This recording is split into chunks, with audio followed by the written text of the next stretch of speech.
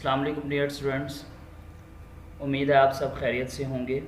आज हम अपनी 9th क्लास की मैथ की सीरीज़ का दूसरा लेक्चर स्टार्ट करने जा रहे हैं। स्टार्ट करने से पहले अगर आपने मेरा चैनल अभी तक सब्सक्राइब नहीं किया तो जल्द सब्सक्राइब कर लें और साथ ही बेल के आइकॉन को क्लिक कर दें ताकि हर आने वाली न्यू वीडियो आप तक आपको मिल सके। साथ ही साथ लाइक और शेयर भी कर दें। तो आज हम अपना दूसरा लेक्चर स्टार्ट करते हैं। Let's start it. दूसरा लेक्चर, इसकी कंटेंट लिस्ट देखते हैं। इसमें सबसे पहले हम लोग क्या करेंगे, ऑर्डर ऑफ अ मैट्रिक्स देखेंगे। सबसे पहले हमारी जो डेफिनेशन होगी वो ऑर्डर ऑफ अ मैट्रिक्स की होगी। उसके बाद ऑर्डर ऑफ मैट्रिक्स के अंदर हम लोग उसकी डेफिनेशन देखेंगे, उसकी एग्जांपल्स देखेंगे और ऑर्डर ऑफ मैट्रिक्स से रिलेटेड कुछ इंपॉर्टेंट एमसीक्यूज देखेंगे और इंपॉर्टेंट नोट देखेंगे।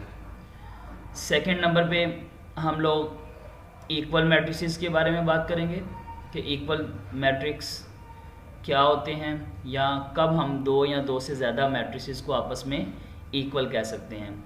इसकी भी हम लोग डेफिनेशंस देखेंगे और एग्जांपल्स देखेंगे। एट द लास्ट हम लोग अपने आज की एक्सरसाइज 1.1 देखेंगे। इसके 3 ही क्वेश्चंस हैं और ये तीनों आज ही हम लोग देख लेंगे। चलिए आइए हम अब लोग अपने लेक्चर को आगे बढ़ाते हैं और ऑर्डर ऑफ अ मैट्रिक्स से स्टार्ट करते हैं। ऑर्डर ऑफ अ मैट्रिक्स ये एक इम्पोर्टेंट डेफिनेशन है, ये मैंने यहाँ पे मेंशन भी कर दिया कि ये इम्पोर्टेंट है। ऑर्डर ऑफ मैट्रिक्स इसे कहते हैं the number of rose and the number of columns in a matrix specifies it's order, कि किसी भी मैट्रिक्स के अंदर कितनी रोज हैं और कितने कॉलम्स हैं उसे हम लोग क्या कहते हैं, ऑर्डर ऑफ अ मैट्रिक्स कहते हैं। जैसे एग्जांपल्स में देखिएगा, जैसे आपके पास ये एक मैट्रिक्स है A इज इक्वल टू 1 2 0 -3। अब इस मैट्रिक्स के अंदर जो रोज़ हैं वो 2 हैं, नंबर ऑफ रोज़ 2 हैं और नंबर ऑफ कॉलम्स भी कितने हैं, 2। सो इसका ऑर्डर क्या हो जाएगा, 2/2। सेकेंड एग्जाम्पल देखिएगा, B is equal to 4 and 2। In this matrix number of rows 2 and number of columns 1। Number of rows हमने अपने प्रीवियस लेक्चर में देखा था कि रो किसे कहते हैं, जो एंट्रीज एज ए हॉरिजॉन्टल लिखी होती हैं उन्हें हम लोग क्या कहते हैं, उन्हें हम रोज़ कहते हैं।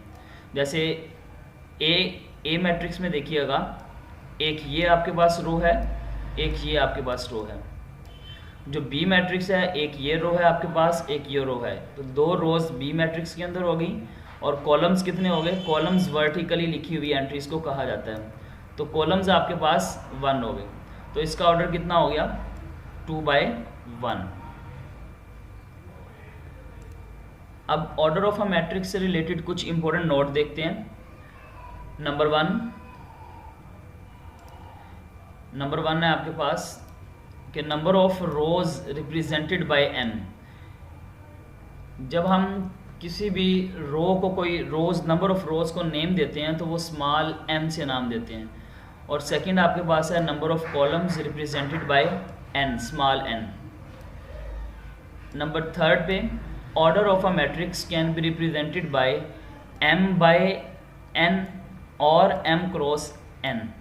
इसको m मल्टीप्लाई बाय n नहीं बोलना, इसको m क्रॉस n बोलना है। फोर्थ नंबर पे देखिएगा, to write order of a matrix number of rows should at first then number of columns.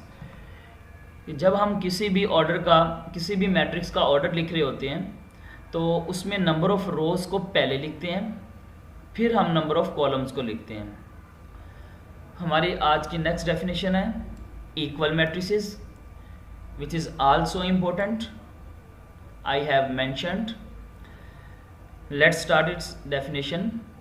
Late A and B be 2 matrices, कि हमारे पास A और B 2 मैट्रिसेस हैं कोई भी, then A is said to be equal to B and denoted by A equal to B.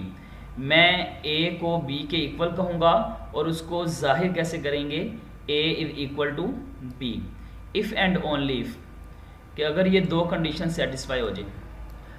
दो matrices को हम इक्वल उसी वक्त कहेंगे जब वो दो कंडीशंस को सेटिस्फाई करेंगे।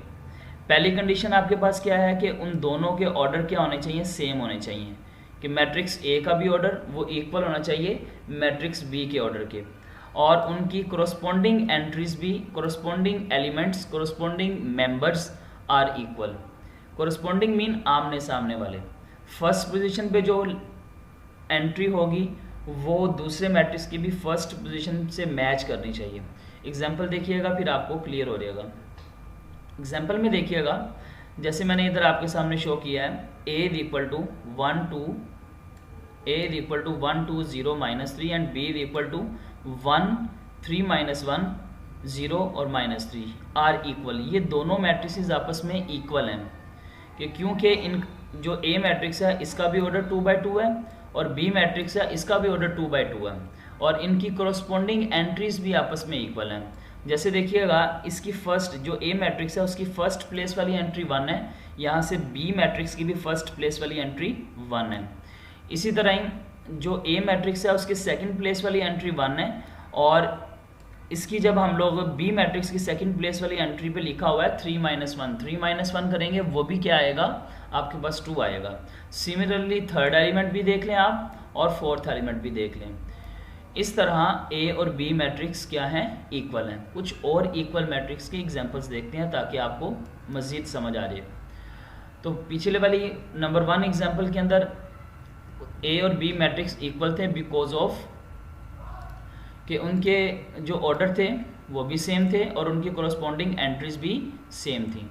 अब एक और एग्जांपल देखिएगा, A is equal to 1, a is equal to 1 2 0 -3 and b is equal to 1 3 -1 0 3 are not equal. ये इक्वल नहीं है। क्यों इक्वल नहीं है, इनके ऑर्डर तो सेम है लेकिन corresponding entries are not equal. Corresponding entries same नहीं है। कैसे, देखिएगा, इधर फर्स्ट एंट्री के इक्वल है, सेकंड एंट्री भी सेकंड एंट्री के इक्वल है, थर्ड एंट्री भी थर्ड एंट्री के इक्वल है, लेकिन फोर्थ एंट्री और फोर्थ एंट्री आपस में इक्वल नहीं है। यहाँ पे -3 है और यहाँ पे क्या आ गया है, 3। तो बिकॉज ऑफ दिस इनकी कोरस्पॉन्डिंग एंट्रीज इक्वल नहीं है, तो हम कह देंगे कि ये दोनों मैट्रिसेस आपस में इक्वल नहीं हैं। थर्ड एग्जांपल देखिएगा, a is equal to 1 0 and b is equal to 1 3 -1 0 and 3 are not equal. ये भी इक्वल नहीं है। क्यों नहीं इक्वल, इनमें दोनों कंडीशन सेटिस्फाई नहीं हो रही। जो इससे प्रीवियस एग्जांपल मैंने हम लिया आपके सामने, एग्जांपल नंबर 2, उसमें एक कंडीशन ट्रू हो रही है, दूसरी फॉल्स हो रही है। लेकिन जो थर्ड एग्जांपल है इसमें दूसरी भी फॉल्स हो रही है और पहली भी फॉल्स हो रही है। तो देखिएगा, order of A does not equal to order of B and their corresponding entries are not equal. तो ये थे हमारे इक्वल मैट्रिसेस। अब हम अपनी एक्सरसाइज 1.1 की तरफ जाते हैं, जिसका क्वेश्चन नंबर 1 है, find the order of following matrices. हम लोगों ने order of following matrix find करना है। आपके पास ए मैट्रिक्स दिया हुआ है, बी मैट्रिक्स दिया है, सी मैट्रिक्स दिया है, D E F ji and H. तो ऑर्डर ऑफ मैट्रिक्स किस तरह फाइंड करते हैं, किसी भी मैट्रिक्स में जितनी रोज होती हैं और जितने कॉलम्स होते हैं उनको लिख दिया जाता है, तो वही हमारा ऑर्डर होता है। जैसे देखिएगा, order of A is equal to 2/2, क्योंकि 2 ही रोज हैं ए के अंदर और 2 ही कॉलम्स हैं। Order of B is also 2/2। Order of C is 1/2, क्योंकि सी मैट्रिक्स के अंदर एक ही हमारे पास रो है लेकिन 2 कॉलम्स हैं। इसी तरह ही order of D is equal to 3/1, क्योंकि 3 रोज हैं आपके पास लेकिन कॉलम आपके पास एक ही है, कॉलम आपके पास एक ही है। Order of E is equal to 3/2। Order E का ऑर्डर क्या है, 3/2, क्योंकि 3 आपके पास रोज हैं। पहले रोज देखते हैं। अब ऑर्डर ऑफ जो आपके पास एफ है, एफ मैट्रिक्स, इसके अंदर एक ही रो है और एक ही कॉलम है, इसलिए हम इसका ऑर्डर क्या कहेंगे, 1 क्रॉस 1 कहेंगे या 1 बाय 1 कहेंगे। ऑर्डर ऑफ जी की तरफ बढ़ते हैं। तो ऑर्डर ऑफ जी आपके पास क्या है कि जी मैट्रिक्स के अंदर 3 रोज हैं और 3 ही कॉलम्स हैं। तो ये हमारे पास इसका ऑर्डर फिर क्या हो गया, 3 बाय 3। इसी तरह ही एच जो आपके पास मैट्रिक्स है उसके अंदर 2 रोज हैं और 3 कॉलम्स हैं, तो उसका ऑर्डर क्या हो गया, 2 क्रॉस 3। अब हम अपने क्वेश्चन नंबर 2 की तरफ जाते हैं, जिसकी स्टेटमेंट इस तरह है कि write the which of the following matrices are equal. आपको कुछ मैट्रिसेस दिए हुए हैं जैसे A, B, C, D, E, F, G, H, I and J. ये आपको मैट्रिसेस दिए हुए हैं। आपसे पूछा गया है कि इनमें से कौन कौन से मैट्रिसेस आपस में इक्वल हैं। तो इक्वल मैट्रिसेस के लिए डेफिनेशन में हम लोगों ने देखा था कि उसके लिए 2 कंडीशंस का सेटिस्फाई होना ज़रूरी है। तो पहली कंडीशन ये थी कि जिन 2 या 2 से ज़्यादा मैट्रिसेस को आप इक्वल कहोगे उनका ऑर्डर सेम होना चाहिए। सेकंड नंबर पे उनकी कोरस्पॉन्डिंग एंट्रीज सेम होनी चाहिए। तो इसी डेफिनेशन के बिहाफ पे हम लोग देखते हैं कि कौन कौन से मैट्रिसेस आपस में इक्वल हैं। जैसे ए मैट्रिक्स और सी मैट्रिक्स आपस में इक्वल हैं, क्योंकि ए मैट्रिक्स का ऑर्डर 1 बाय 1 है और सी मैट्रिक्स का भी ऑर्डर क्या है, 1 बाय 1। क्योंकि सी के अंदर जब हम लोग 5 - 2 करेंगे तो उसका आंसर आएगा 3। ऑर्डर भी सेम और इनके कोरस्पॉन्डिंग एलिमेंट्स भी सेम। इसके अंदर भी 3 है और इसके अंदर भी आपके पास क्या बचेगा, 3 ही बचेगा। सेकेंड नंबर पे देखते हैं बी और 1, ये दोनों बी और आई ये दोनों क्या हैं, आपस में इक्वल हैं। क्योंकि बी के अंदर जो एलिमेंट्स हैं, पहले ऑर्डर देखते हैं। बी का भी ऑर्डर आपके पास 1 बाय 2 है, 1 रो है और 2 कॉलम है। और आई के अंदर भी देख लीजिए, आपके अंदर इसका ऑर्डर 2 रोज हैं और 1 रो है और 2 कॉलम्स हैं। क्योंकि आप 3 + 2 करेंगे तो 5 बन जाएगा। और इसी तरह इनके कोरस्पॉन्डिंग एलिमेंट्स भी इक्वल हैं। जैसे इसका फर्स्ट एलिमेंट बी का फर्स्ट एलिमेंट 3 है, तो यहाँ से भी बी का जो आई है उसका भी फर्स्ट एलिमेंट 3 है। सेकंड एलिमेंट बी का 5 है, तो यहाँ से भी सेकंड एलिमेंट बी आई का क्या है, 5 है। कुछ बच्चों को यहाँ पे, कुछ स्टूडेंट्स को यहाँ पे कन्फ्यूजन हो सकती है कि बी और डी आपस में इक्वल हैं। तो डियर स्टूडेंट्स देखिएगा, इनके ऑर्डर तो सेम है, बी का भी ऑर्डर और डी का भी ऑर्डर सेम है, लेकिन कोरस्पॉन्डिंग एंट्रीज सेम नहीं है। बी की फर्स्ट एंट्री 3 है और डी की फर्स्ट एंट्री 5 है। बी की सेकंड एंट्री 5 है और जो आपके पास डी है उसकी सेकंड एंट्री 3 है। तो इस तरह बी और डी आपस में इक्वल नहीं होंगे, बी और आई आपस में इक्वल होंगे। आगे बढ़िएगा, आगे बढ़ते हैं। देखिएगा ई, एच और जे ये तीनों मैट्रिसेस आपस में इक्वल हैं, क्योंकि आपके पास इनके ऑर्डर भी सेम है। ई का भी ऑर्डर 2 बाय 2 है, एच का भी ऑर्डर 2 बाय 2 है और जे के हर एलिमेंट को भी जब हम सोल्व करेंगे उसका भी ऑर्डर 2 बाय 2 होगा। और सोल्व करने के बाद इन तीनों की जो कोरस्पॉन्डिंग एंट्रीज होंगी, फर्स्ट प्लेस की एंट्रीज सेम होंगी, सेकंड प्लेस की एंट्रीज भी सेम होंगी, थर्ड प्लेस की एंट्रीज भी सेम होंगी और फोर्थ प्लेस की भी एंट्रीज सेम होंगी। एट द लास्ट एफ और जी आपस में इक्वल हैं। ये भी दोनों कंडीशंस को सेटिस्फाई करते हैं। जो आपके पास एफ है उसका ऑर्डर 2 बाय 1 है, 2 रोज हैं, 1 कॉलम है। और जी आपके पास, ये भी आपके पास क्या है, इसका भी ऑर्डर 2 बाय 1 है और इनकी कोरस्पॉन्डिंग एंट्रीज भी आपस में इक्वल हैं। इसकी फर्स्ट एंट्री 2 है, तो इसको भी मैं 3 - 1 करूँगा, वो भी क्या निकलेगा, 2 निकलेगा। एफ की सेकंड एंट्री क्या है, 6 है, तो यहाँ से भी 3 + 3 करने से 6 ही आएगा। हम अपने आज के आखिरी और इम्पोर्टेंट क्वेश्चन की तरफ बढ़ते हैं। Question number 3 which is also important question. Statement is that find the values of A, B, C and D which satisfy the matrix equation. आपको एक मैट्रिक्स की इक्वेशन दी गई है। इक्वेशन इसलिए कहा जा रहा है क्योंकि 2 मैट्रिक्स के दरमियान में इक्वल का साइन आ गया। इस इक्वेशन में ए, बी, सी और डी इनकी वैल्यूज़ हम लोगों ने निकालनी है। तो हम अपना सॉल्यूशन स्टार्ट करते हैं। तो देखिएगा, according to the condition of equal matrices, ये लिखना ज़रूरी है, ये स्टेटमेंट लिखना ज़रूरी है। तो इसी स्टेटमेंट से आपको पता चलेगा कि हम लोग अगर कोरस्पॉन्डिंग एलिमेंट्स को आपस में इक्वल रखेंगे तो वो क्यों रखेंगे। तो according to the conditions of equal matrices, हम लोगों ने इनके ऑर्डर तो देख लिए, ऑर्डर सेम है, ठीक है, क्योंकि अगर उसने सवाल में कहा है कि ये दोनों इक्वल हैं तो दोनों कंडीशन सेटिस्फाई होंगी। नंबर 1, आपके ऑर्डर्स भी सेम होंगे जो कि हैं, और सेकंड नंबर पे क्योंकि वो इक्वल कह रहा है तो कोरस्पॉन्डिंग एंट्रीज भी आपस में इक्वल होंगी, जो भी एंट्रीज हों वो इक्वल हों या ना हों, लेकिन क्वेश्चन में उसने कह दिया कि इक्वल है तो फिर हम लोगों ने इक्वल रख लेना है। तो इसी तरह ही मैंने अपनी इक्वेशन नंबर 1 बना ली, फर्स्ट कोरस्पॉन्डिंग एलिमेंट को पकड़ा और यहाँ से भी फर्स्ट एलिमेंट को इक्वल रख लिया, तो ये हमारे पास बन गया a + c = 0। सिमिलरली जो सेकंड इक्वेशन है a + 2b = -7, इसको सेकंड इक्वेशन का नाम दे लिया। इसी तरह c - 1 = 3, इसे थर्ड एलिमेंट थर्ड इक्वेशन का नाम दे लिया। और इसी तरह ही at the last fourth equation 4d - 6 = 2d, इसे इक्वेशन नंबर 4 का नाम दे लिए। अब हम इक्वेशन नंबर 3 से स्टार्ट करेंगे और बारी बारी सारी इक्वेशंस को सॉल्व करते हुए अपनी वैल्यूज़ को फाइंड आउट करेंगे।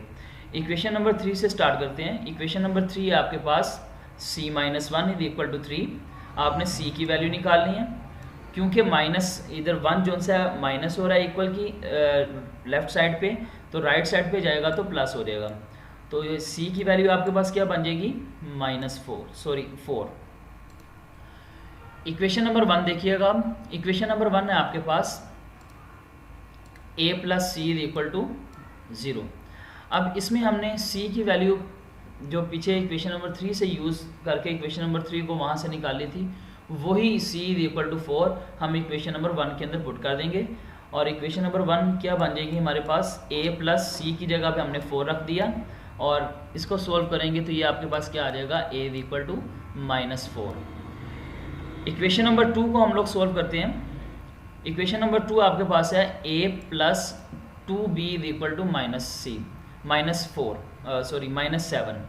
अब यहाँ पे हम लोगों ने जो a की वैल्यू पिछली इक्वेशन से निकाली थी -4, वही -4 हम लोग यहाँ पे पुट कर देंगे और इसको सिंप्लीफाई करेंगे। देखिएगा, a की जगह पे -4 + 2b एज इट इज़ = -7। आपने इस -4 को दूसरी तरफ लेके जाना है, तो -4 + -7 + 4 बन जाएगा। 2b = राइट साइड पे आपके पास क्या बन जाएगा, -3। -7 + 4 = -3 होता है। आपने b की वैल्यू निकालनी, ये 2 इधर मल्टीप्लाई हो रहा है, दूसरी तरफ जाके डिवाइड हो जाएगा, तो b की वैल्यू आपके पास क्या निकल आएगी, b = -3/2। इक्वेशन नंबर 4 यूज़ करते हैं। इक्वेशन नंबर 4 आपके पास है 4d - 6 = 2d। d आपकी दोनों साइड्स पे है, राइट हैंड साइड पे भी है, लेफ्ट हैंड साइड पे भी है। जब भी आपने किसी वेरिएबल की वैल्यू निकालनी होती है, वो जितनी जगह पे भी हो उसको पहले सिंगल पोजीशन के ऊपर लेके आते हैं। तो देखिएगा, आपकी राइट हैंड साइड पे जो 2d लिखा हुआ है उसको मैं लेफ्ट हैंड साइड पे ले जाऊंगा, तो लेफ्ट हैंड साइड पे लेके जाऊंगा तो इसका साइन प्लस है तो माइनस हो जाएगा, और जो लेफ्ट हैंड साइड पे -6 है इसको राइट हैंड साइड पे लेके जाऊंगा तो वो मेरे पास क्या बन जाएगा, +6 हो जाएगा। तो 4d में से 2d निकालेंगे तो ये आपके पास आ जाएगा 2d = 6। आपने d की वैल्यू निकालनी है, 2 इधर मल्टीप्लाई हो रहा है, उधर जाके क्या हो जाएगा, डिवाइड हो जाएगा, तो ये बन जाएगा आपके पास d = 6/2। एट द एंड आपके पास d की वैल्यू क्या आ जाएगी, d = 3। Hence the required values are a = -4, b = -3/2, c = 4 and d = 3। तो डियर स्टूडेंट्स, ये थी आपकी वैल्यूज़, और अगर आप इन वैल्यूज़ को चेक करना चाहते हैं तो आप अपनी इक्वेशन में जो आपके क्वेश्चन की स्टेटमेंट है उसमें आप पुट भी करेंगे, तो दोनों साइड्स आपके आंसर की, आपके क्वेश्चन की दोनों साइड्स इक्वल आंसर्स देंगी। तो ये भी एक तरीका है आपके पास कि आप अपनी वैल्यूज़ को ठीक चेक कर सकते हैं कि हमारी वैल्यूज़ जो निकली हैं वो ठीक निकली हैं कि नहीं। दूसरा तरीका आपके पास है कि आप अपनी वैल्यूज़ को बुक के बैक साइड पे जो आंसर्स लिखे होते हैं वहाँ से मैच कर लें। डियर स्टूडेंट्स, ये था आज का हमारा सेकंड लेक्चर। उम्मीद है कि आप लोगों को समझ आई होगी। इससे आगे इंशाल्लाह ताला नेक्स्ट लेक्चर में देखेंगे। अल्लाह हाफिज़।